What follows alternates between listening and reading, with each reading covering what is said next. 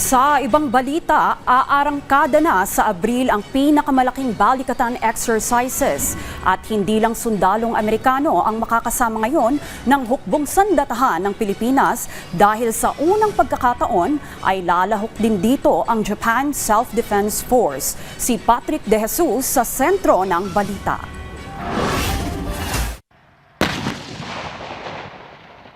Kasado na ang Balikatan Exercises 2026 na magsisimula sa susunod na buwan at tatagal hanggang Mayo.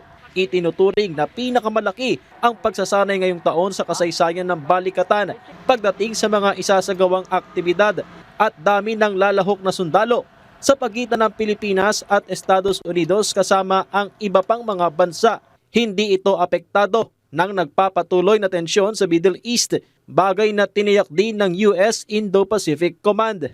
We received the confirmation from Admiral Paparo himself. He said that this will still be the biggest balikatan exercise despite the war going on in Middle East. Sabi niya hindi tayo maapektuhan. Tuloy pa rin lahat ng ating mga plinano na mga activities and yung scale and scope ay pareho pa rin. Kumukonsumo ng krudo ang mga military asset na gagamitin. Pero sabi ni Browner, may nakalaan ng supply para sa balikatan at iba pa nilang operasyon habang may mga ginagawa ring pagtitipid ang AFP sa gitna ng patuloy na pagsipa ng presyo ng mga produktong petrolyo. Ang ginagawa po namin ngayon ay yung mga non-essential activities ay hindi na po namin ginagawa. No? But for example, yung mga operations natin sa West Philippine Sea, tuloy-tuloy pa rin ho yun. Yung poll allocation na gagamitin natin sa balikatan ay na-allocate na natin last year pa. No? So hindi natin kailangan bawasan ito. Isa pa sa mahalagang aspeto ng balikatan ay ang cyber defense. Base na rin sa mga aral na nakukuha ngayon sa sitwasyon sa Middle East at giyera sa pagitan ng Ukraine at Russia.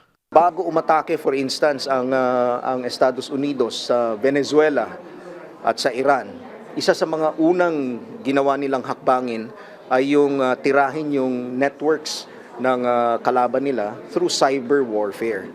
That is why it is very important that we develop this capability of defending our resources, our networks.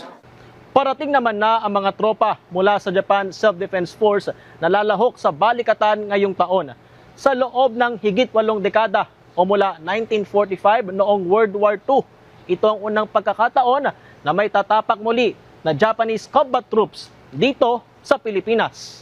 Mula sa pagiging observer, may direkta ng partisipasyon ng mga sundalong Hapon sa balikatan.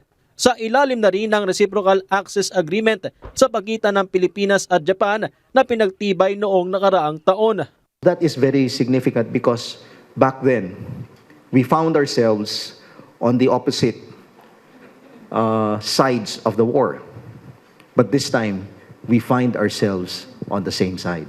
Kasabay nito ay ipinagdiriwang ang 70 anibersaryo ng normalized diplomatic relations ng dalawang bansa na lalo pang tumitibay. Our two countries have worked together as partners committed to safeguarding peace and building prosperity. This fundamental direction will remain unchanged in the years ahead. Patrick De Jesus para sa Pambansang TV sa Bagong Pilipinas.